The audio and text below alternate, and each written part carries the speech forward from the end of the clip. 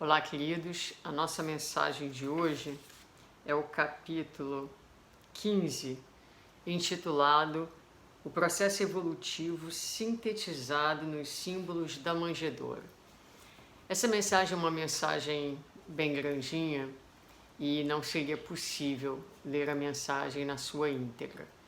Mas ela fala exatamente do nosso processo evolutivo. E aqui, Dias da Cruz vai se utilizar de diversos símbolos presentes na manjedoura e no nascimento de Jesus para falar de condições propícias para o nascimento do Cristo dentro de nós. A proposta da mensagem é uma proposta de Natal fora da época de Natal no nosso cotidiano, na nossa transformação, na nossa renovação, não de forma excepcional, não de forma gigantesca, paulina, digamos assim, mas a transformação valiosa, gradativa, importante e possível ao alcance de cada um de nós.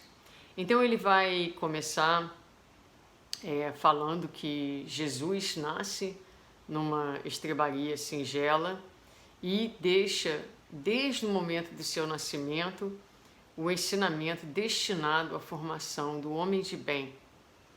Não somente a humildade evidente transparece na manjedoura singela, mas também os símbolos que vão fazer parte do processo evolutivo humano.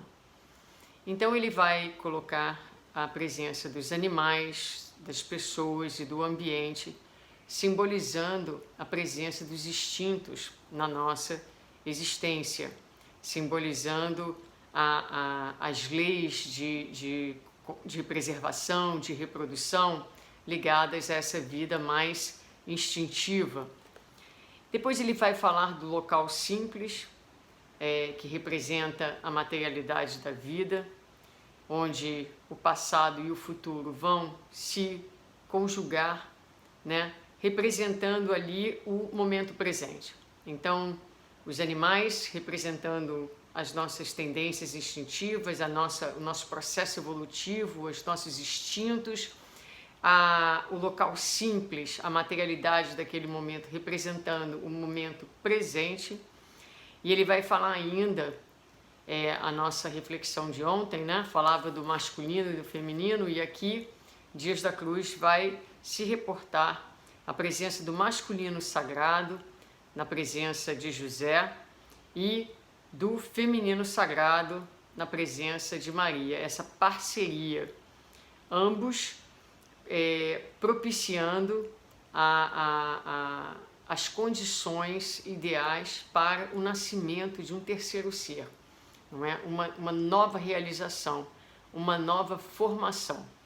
Então, ele vai continuar dizendo que do útero sagrado, da manjedoura singela, nasce quem? Nasce Jesus, através dessa integração do sagrado masculino com o sagrado feminino, mas nasce com Jesus e em Jesus os elevados princípios espirituais que no homem moderno vão se situar no lobo frontal, que é o lobo das realizações superiores, não é? Então, essa é a proposta inicial, é como Dias da Cruz vai abrir a reflexão e basicamente ele vai, como a gente colocou aqui de forma um pouco simplificada, ele usa os elementos, não é? Para dizer que todos esses elementos que estão presentes na manjedoura, no nascimento do Cristo, que representam o nascimento de princípios elevados, estão presentes em nós. E se integrados, todos eles são importantes para a nossa evolução, para que haja em nós a presença de uma manjedoura, não é? Que vá possibilitar o nascimento de projetos elevados, o nascimento de propostas altruístas, de projetos iluminados que vão fazendo parte da nossa trajetória evolutiva. Chega um momento no texto onde ele vai dizer assim: quando as atividades espíritas, e ele inclui, acima de tudo, a mediunidade, elas abrem as portas para acolher o sofredor, e a gente vai generalizar aqui. Então, na nossa vida, na nossa trajetória evolutiva, quando nós abrimos as portas para enxergar o outro e abrimos espaço no nosso psiquismo para acolher uma criatura, não é? Para fazer a caridade, ou seja, para colocar o amor em movimento, instala-se novamente a manjedoura singela. Olha que beleza! Então, o nascimento de alguma coisa sagrada acontece, a expressão do sagrado nasce, se manifesta em nós. E ele vai dizer: calam-se as vozes animais, ou seja, os instintos presentes, representados ali na manjedoura, na medida em que nós nos conectamos com o amor, não é? Nós sobrepomos, os instintos não são eliminados, mas eles são sobrepostos, e aí nós vamos sintonizar com as fontes superiores da vida, utilizando a ordenação do masculino e a sacralidade do feminino que acolhe e nutre, dando então nascimento a um gesto, a uma aspiração santificante. E ele vai continuar então dizendo e falando da importância dessa ação de amor que pode ser feita em grupo, como é feita na casa espírita, nos diversos atendimentos, nas reuniões mediúnicas, não é? Então, desse núcleo acolhedor que auxilia os espíritos sofredores a se desligar do passado perturbador ou do futuro fantasioso, ajudamos então a esses espíritos a se concentrarem no presente, nas possibilidades do presente, em que a vida estuante, bela, se renova em bênçãos de conforto, consolo, lenitivo e progresso. Isso serve para nós também. Ele fala aqui, não é, desse momento onde as criaturas se unem para a ação no bem, para a ação amorosa, e como isso auxilia os espíritos sofredores. Mas os espíritos sofredores somos todos nós. Então, sempre os primeiros beneficiados desse nascimento sagrado, não é? No momento em que a criatura se liga ao amor, cala os instintos e se utiliza das suas potências masculinas e femininas, do seu José e da sua Maria, da sua capacidade de ordenar, de atuar, de acolher, como ele coloca aqui, não é?